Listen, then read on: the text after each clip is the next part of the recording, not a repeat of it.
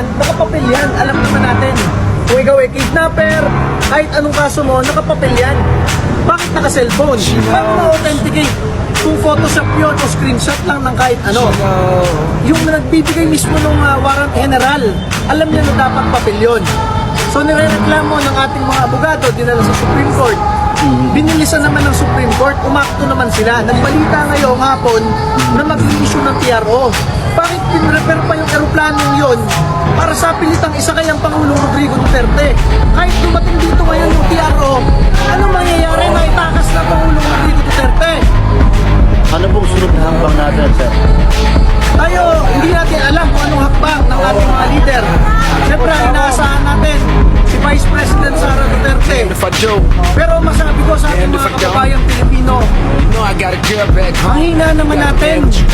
Na-experience na natin magkaroon ng isang presidente na talaga namang nilabanan lahat ng mga terorista at kriminal sa ating bansa. Talagang pinahina ang mga NPA na terorista na pumapatay sa ating mga pulis at sundalo. Sa panahon lang yan naubos yung mga batalyon at palangay na NPA. Hinayaan pa nating maidala sa ibang bansa yung Pangulo yun. Wala man lang tayong pasasalamat. Wala man lang nagtulungan dito para sirain yung gate para mailigtas si Rodrigo Duterte. Hinayaan lang natin. Maisakay at hindi na natin makita muli yung presidente natin yun.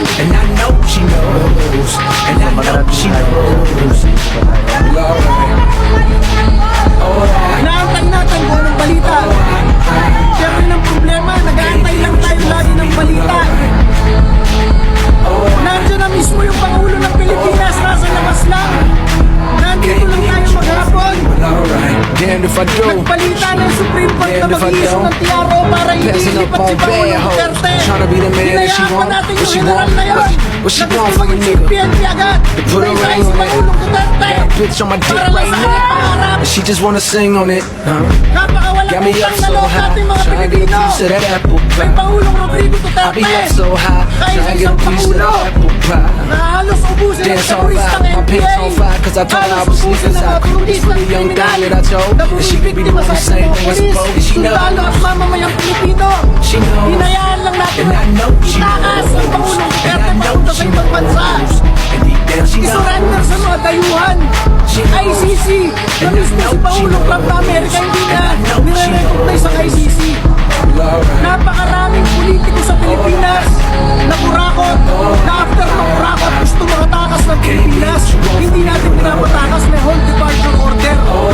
Nandiyan ang Presidente Duterte, ayaw lumabas ng bansa. Gusto kasama tayo mga Pilipino. Sa pilit ng isip na kay Zero Plano, pinipigilan na ng Korte Suprema. Napakahina naman natin mga Pilipino.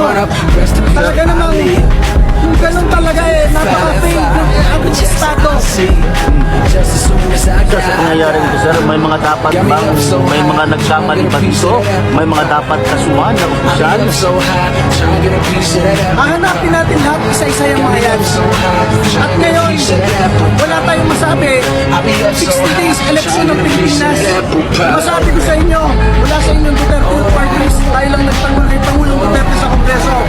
Mga putang inang congressman na traitor kay Sara Duterte.